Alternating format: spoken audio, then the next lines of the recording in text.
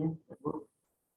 El grupo que le toca, el grupo que le toca el día lunes viene a las 9, viene con mandil blanco, y me buscan ahí en la consulta externa de cirugía. Preguntan por mí en el consultorio. No sé qué grupo le toque, bueno, pero ese día espero que no tengan problemas. Yo creo que no van a tener ningún problema. Traten de venir un poco más temprano, a las 8, 8:30, para que puedan ingresar porque tienen que pasar por el triaje.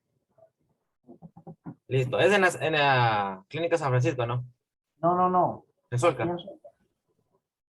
¿Perdón? En Solca. Ah, ya, listo. En Solca. Tienen que venir acá a Solca a la consulta externa. Ya. Ahora sí, podemos dar inicio. Si no hay ninguna pregunta de los temas anteriores, podemos dar inicio a la clase del día de hoy.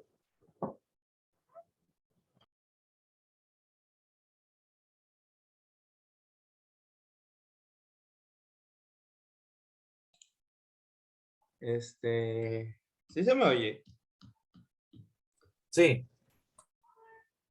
Ya, listo. Espérame un ratico y ya comenzamos.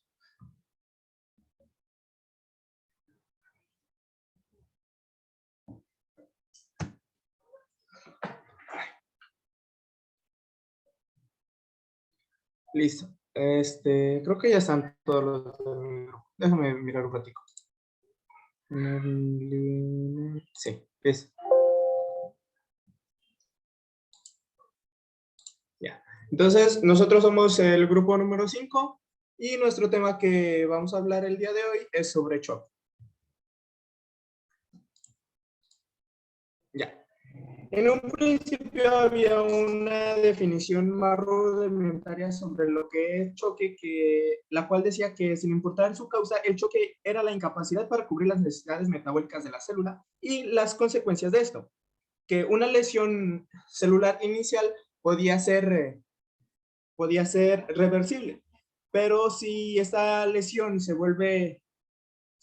mantiene por un tiempo prolongado, se iba a volver irreversible.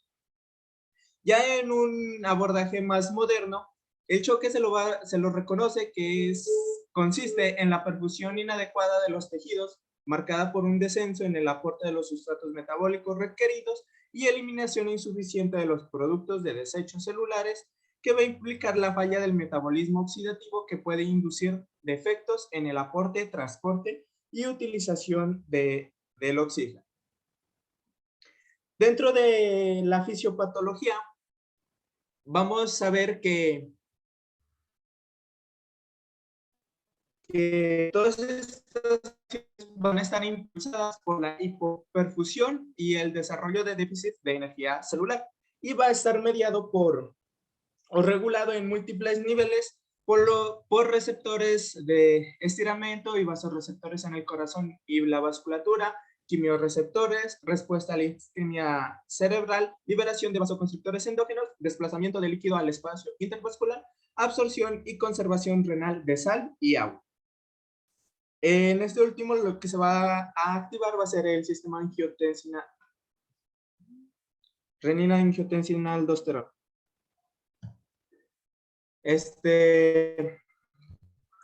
Ya. En la respuesta neuroendocrinas y de órganos específicos a la hemorragia, vamos a tener que se van a observar vasoconstricciones periféricas y se va a inhibir la excreción de líquido. Los mecanismos de control autónomo del tono vascular periférico y contractibilidad cardíaca va a haber una respuesta hormonal a las lesiones y el agotamiento del volumen y un mecanismo microcirculatorio locales específicos de órganos y reguladores del flujo sanguíneo regional. Dentro de las señales aferentes que se van a activar, van a ser impulsos transmitidos desde la periferia que van a proceder a activar respuestas efectoras reflejas o impulsos eferentes. Tales respuestas efectoras vienen con el fin de expandir el volumen plasmático, conservar el riego periférico y el aporte de oxígeno a los tejidos y restablecer la homeostasis.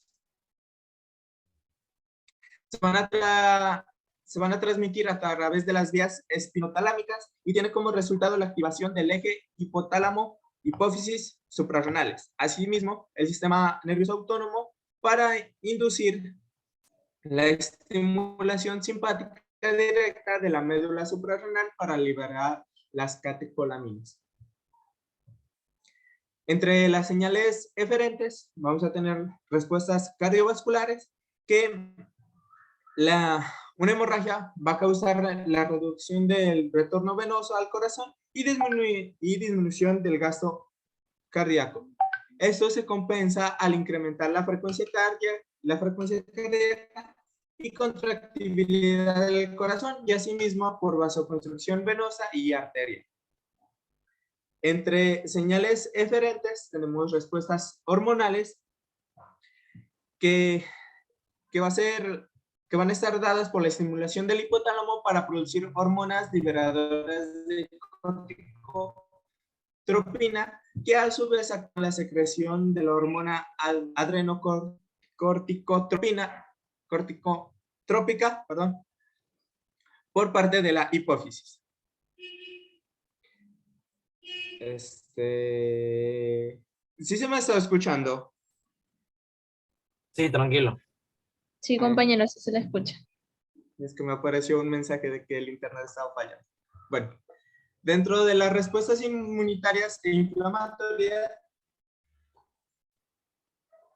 después de una lesión ística directa o infecciosa, van a haber varios mecanismos que van a conducir a la activación de las respuestas activas inflamatorias e inmunitarias, incluyendo la liberación de péptidos con actividad biológica desde las neuronas como respuesta al dolor y liberación de moléculas intracelulares por parte de las células rotas como las proteínas de golpe de calor, péptidos mitocondriales, sulfato de heparan y una caja 1 del grupo de alta motilidad y RNA. Dentro de los componentes que se van a activar en la respuesta inmunitaria e inflamatoria, vamos a tener las citocinas, van a estar mediadas por factor de necrosis tumoral, que se va a liberar que es el primero que se va a liberar o se va a liberar de forma temprana ante la respuesta a estímulos de lesiones. Los monocitos, macrófagas y células T se van a producen esta potente citocina proinflamatoria. Ahí sigue el siguiente compañero. De acuerdo. La activación del sistema de complementos. El sistema de complementos es un sistema funcional de proteínas plasmáticas y en menor medida, de proteínas de la membrana que interaccionan entre ellas de forma regular para participar en funciones efectoras de la inmunidad innata. Entonces, tenemos en cuenta que se activan la inmunidad, el sistema de complemento cuando hay una lesión, cuando hay un choque o una infección grave. Esto desarrolla una cascada proinflamatoria como defensa del hospedador. Entonces, en un choque hemorrágico ocurre un consumo considerable de proteínas del complemento. Entonces, en pacientes con traumatismo, el grado de activación de este es proporcional a la magnitud de la lesión y puede servir como un marcador de su gravedad. Los sujetos en estado de choque también muestran una activación de la vía del complemento con activación de proteínas de la C3A y C5A. La activación de la cascada del complemento puede contribuir a un desarrollo de la disfunción orgánica. Entonces, los factores del complemento activados de la C3A y la C5A son mediadores potentes del incremento de la permeabilidad vascular. En el momento en el que se activa el sistema de complementos, ocurre la permeabilidad vascular para que ciertos elementos como los neutrófilos o las interleucinas acudan hacia el lugar de la lesión o en este caso en el lugar de la infección. La siguiente.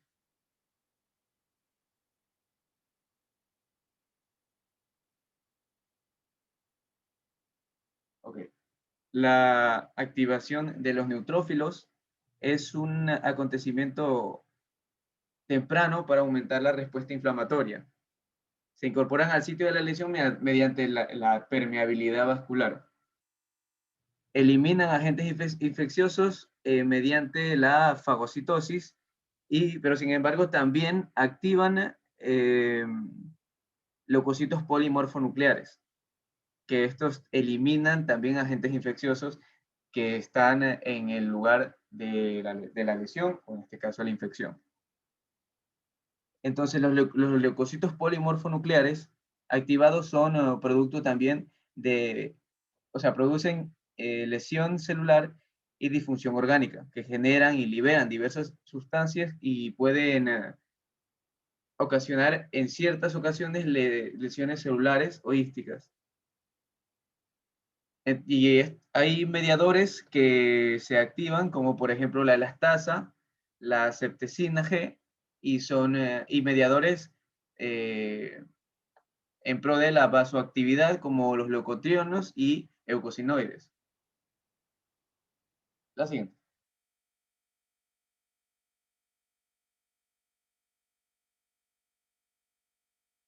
La próxima. Ahí. Las formas de choque. ¿No? Ok, el choque hipovolémico es la causa más común de choque en pacientes quirúrgicos y traumatizados con una pérdida de volumen circulante por hemorragia. Entonces, la pérdida aguda de sangre suscita la disminución de la estimulación vasoreceptora de estiramientos de las arterias grandes. Entonces, esto da lugar a la disminución de la inhibición de centros de elementos vasoconstrictores en el tallo encefálico y un incremento de la estimulación de los centros vasomotores y de la disminución del gasto cardíaco. Estos cambios acentúan la vasoconstricción y la resistencia periférica de los vasos y asimismo inducen a la hipovolemia con una estimulación del sistema nervioso simpático y conducen a la secreción de vasopresina y de norepinefrina y a una activación en cascada de la renina, angiotensina, aldosterona y una liberación mayor de vasopresina. La vasoconstricción periférica es perfectamente notable en tanto hay una falta de efectos del sistema simpático en los vasos cerebrales y coronarios, y la autorregulación local promueve la conservación del flujo sanguíneo. En su diagnóstico, al inicio del estado de choque, el tratamiento puede llegar a ser empírico, pero es necesario asegurar, en principio, las vías respiratorias e iniciar la administración de volumen para restablecer la presión arterial en el tiempo que se investiga la causa de su deceso, del deceso de la tensión. En sujetos politraumatizados, enfermos postoperatorios, debe suponerse que el choque se debe a una hemorragia y mientras no se demuestre lo contrario, hay que acudir con el protocolo. Pueden ser signos clínicos del choque en pacientes agitados o con las extremidades frías, pacientes taquicárdicos, ausencia o debilidad de pulsos periféricos e hipotensión. Este choque clínico resulta una pérdida de más o menos el 25 o el 30% del volumen sanguíneo, aunque es posible que se pierdan volúmenes más considerables en las manifestaciones clínicas típicas del estado de choque. La siguiente.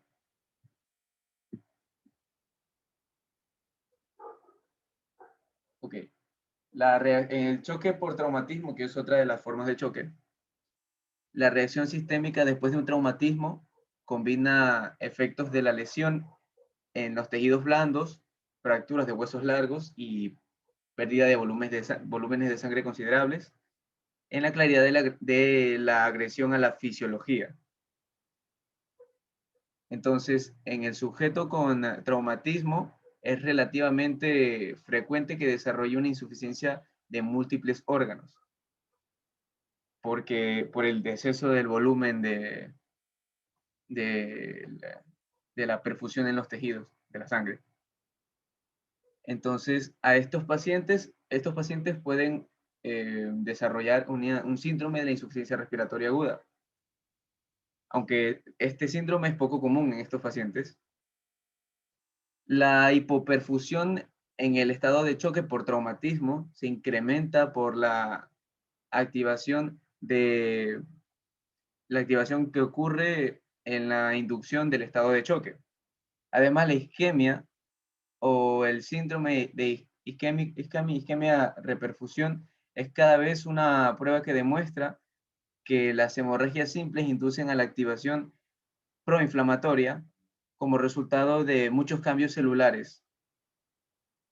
A nivel celular, esto podría atribuirse a la liberación de células que son tomadas como patrones moleculares en el sitio de la lesión. En su diagnóstico podemos tomar en cuenta los intentos de estandarizar la terminología para llevar a restablecer los criterios de diagnóstico de la septicemia en adultos hospitalizados. Entonces se emplea el término septicemia o septicemia grave o choque septicémico para cuantificar la magnitud de la reacción inflamatoria sistémica. Los pacientes con septicemia asimismo cuentan con signos sintomáticos de inflamación por como expliqué antes, por el sistema de complementos. Entonces, el tratamiento de valoración de este sujeto con choque por septicemia inicia con la revisión de la permeabilidad de las vías respiratorias y la ventilación. Los individuos con embotamiento grave de las vías respiratorias tenemos que tender a evitar el colapso de este. Entonces, para esto utilizamos vasodilatadores y una reducción de la resistencia, reductores de la resistencia periférica para producir la hipotensión, y esto es esencial para la reanimación con líquidos y restablecimiento de los volúmenes circulantes mediante el equilibrio de soluciones salinas. La siguiente.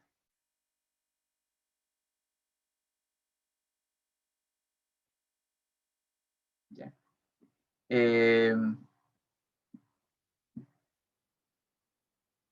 Este ya lo dije, así que ya habéis cambiado. La siguiente.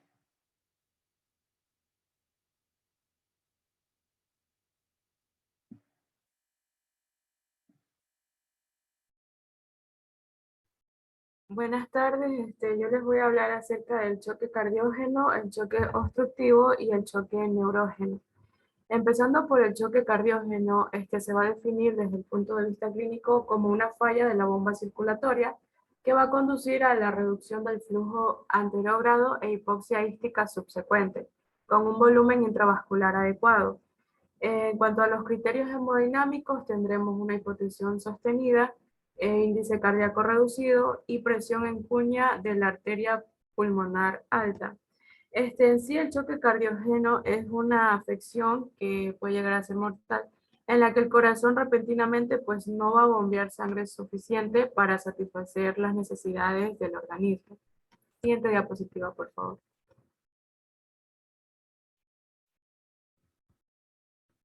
En cuanto al diagnóstico, es esencial identificar a la brevedad la insuficiencia de la bomba e instituir las acciones correctivas para prevenir la espiral constante de la disminución del gasto cardíaco por la lesión que causa mayores necesidades de oxígeno del miocardio que no es posible satisfacer y que van a conducir a la disfunción cardíaca progresiva e irreversible. El diagnóstico de choque cardiógeno implica identificar la disfunción o la insuficiencia cardíaca aguda en un paciente susceptible. En caso de un traumatismo cerrado, es necesario excluir choque hemorrágico por pérdida de sangre intraabdominal intratorácica y por fracturas antes de asumir que existe un choque cardiógeno por la lesión cardíaca cerrada. El diagnóstico de lesión cerrada del corazón es secundario a la exclusión de otras causas de choque y la demostración de una disfunción cardíaca. Siguiente diapositiva, por favor. En cuanto al tratamiento, cuando existe disfunción cardíaca grave, puede estar indicada la administración de fármacos inotrópicos para mejorar lo que es la contractilidad y el gasto cardíaco. La dobutamina estimula sobre todo a los receptores cardíacos beta 1 para incrementar el gasto cardíaco, pero también puede causar vasodilatación de los lechos vasculares periféricos y reducir la resistencia periférica total y la presión arterial sistémica por efecto de los receptores beta. En el tratamiento de la disfunción cardíaca en personas hipotensas puede ser preferible la dopamina, pues la taquicardia y la mayor resistencia periférica por la infusión de dopamina puede empeorar la isquemia del miocardio. Siguiente diapositiva, por favor.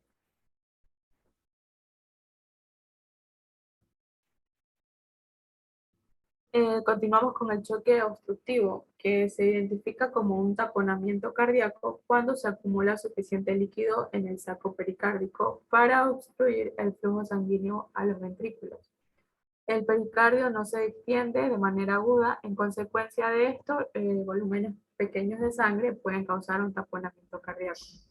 Las anomalías hemodinámicas en el taponamiento pericárdico se deben a la elevación de las presiones intracardíacas con limitación del llenado ventricular en la diástole y disminución consiguiente del gasto cardíaco. La principal determinante del grado de hipotensión es la presión pericárdica. En sí, el shock obstructivo se va a caracterizar por un déficit de lo que es el llenado cardíaco. Es decir, aunque el corazón es normal, no va a poseer suficiente sangre para bombear. Siguiente diapositiva, por favor.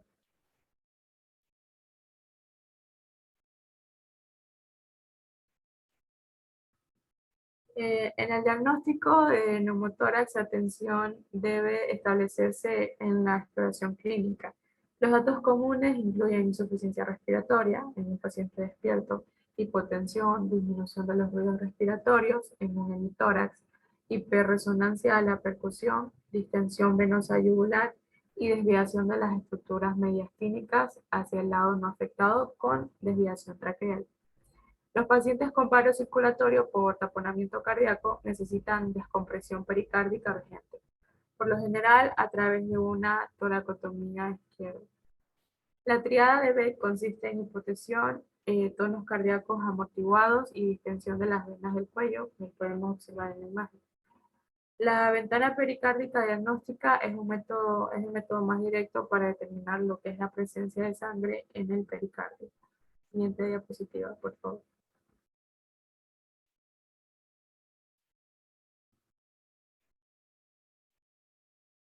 Culminamos con lo que es el choque neurógeno o neurogénico y se refiere a la disminución en la perfusión ística como efecto de la pérdida en el tono vasomotor en los lechos arteriales periféricos. El shock neurogénico ocurre cuando existe una falla, por decirlo así, en la comunicación cerebro y cuerpo, haciendo que los vasos sanguíneos pierdan el tono y se dilaten, dificultando así la circulación de la sangre por el cuerpo. La pérdida de impulsos vasoconstrictores causa incremento de capacidad vascular, disminuyendo el retorno venoso y el gasto cardíaco. Rara vez puede causar choque neurógeno una lesión en la médula espinal sin fractura ósea, por ejemplo, en un hematoma epidural que provoca contusión en la médula espinal. Siguiente diapositiva, por favor.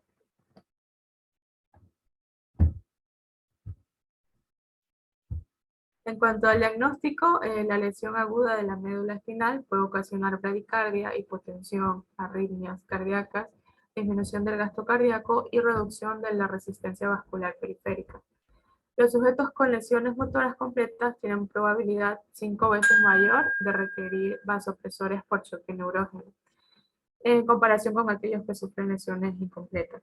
Los individuos con traumatismo multisistémico, que incluyen lesiones de la médula espinal, Suelen tener anomalías en la cabeza que dificultan la identificación de los déficits motores y sensoriales en la valoración inicial. Y en cuanto al tratamiento, el suministro de vasoconstrictores va a mejorar el tono vascular periférico, va a atenuar también la capacitancia vascular e incrementar el retorno venoso. Pero solo debe... Estamos, un ratito, estamos próximos creo que a perder con la conexión, porque esta plataforma lastimosamente no nos da más tiempo. Entonces, si nos desconectamos por si acaso, el día martes continuamos, si es que llegara a cortarse la clase. 5 minutos tenemos, Doc. 5 minutos ya. Si alcanzamos los 5 minutos, vamos a ver si terminamos. Y el grupo que le toca el día lunes, yo ya coordino con Jaime para lo del grupo. En todo caso, si hay alguna pregunta, me la pueden hacer el día martes, que tenemos clases teóricas. O sea, otra vez nos conectamos y podemos hablar un poco más sobre shock, especialmente el shock hipovolémico. Listo, Doc. Bueno, termino con el tratamiento. El suministro de vasoconstrictores va a mejorar lo que es el tono vascular periférico, va a atenuar la capacitancia vascular e incrementar el retorno venoso, pero solo debe considerarse tras excluir una hipovolemia como causa de la hipotensión y establecer el diagnóstico de choque neurológico. Gracias.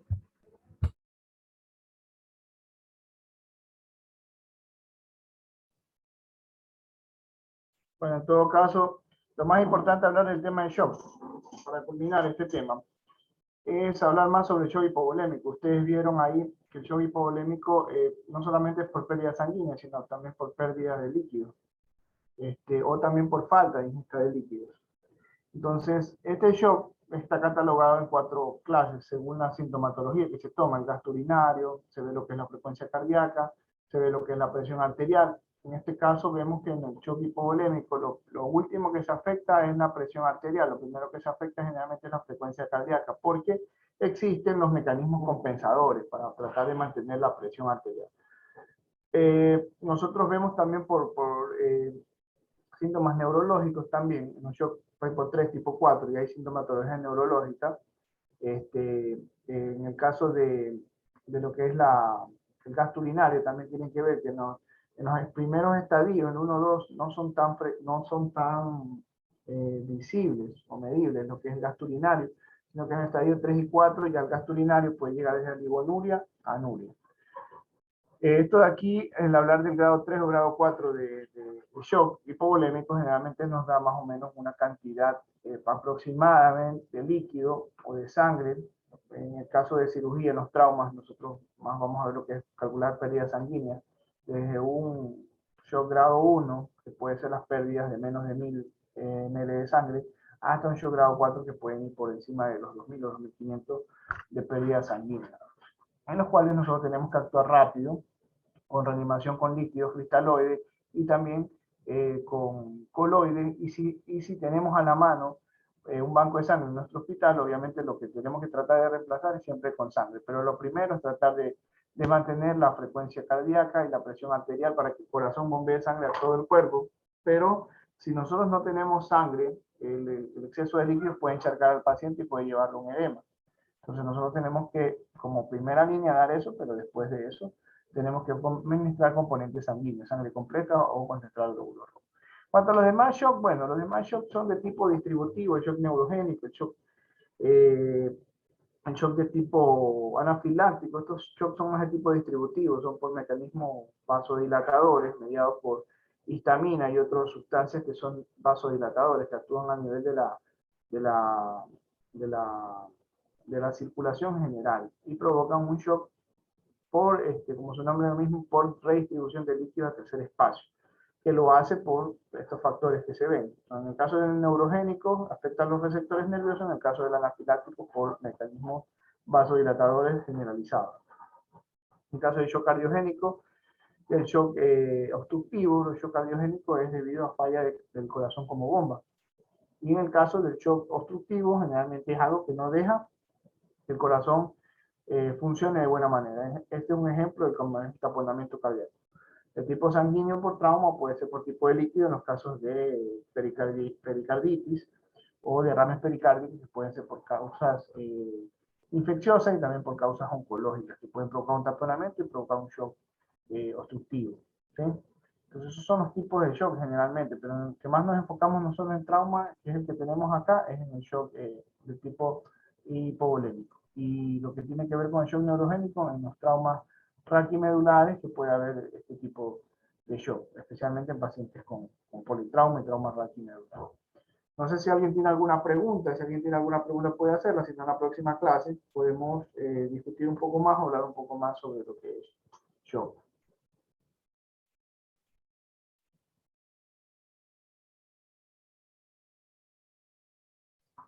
Bueno, si no hay ninguna pregunta, entonces quedamos ahí la clase de hoy día. El día lunes va el grupo que le toca la consulta externa a las 9 de la mañana en la consulta externa del Hospital de Solca. El día martes nos vemos con la clase teórica, lo arrancamos a partir de las 5 de la tarde con la clase teórica. Y yo les vamos a ver si comenzamos 5 o 5 y media, dependiendo, porque tengo una cirugía ese día en la tarde, entonces tengo que ver a ver si salgo. Yo probablemente salga a las 5 de la tarde, así que creo que sí es probable que podamos comenzar a esa hora. Por lo demás, bueno, si no hay ninguna pregunta, nos vemos en la próxima clase y espero al grupo de práctica el día lunes a las 9 de la mañana. Listo, Doc, entonces. Muchísimas gracias.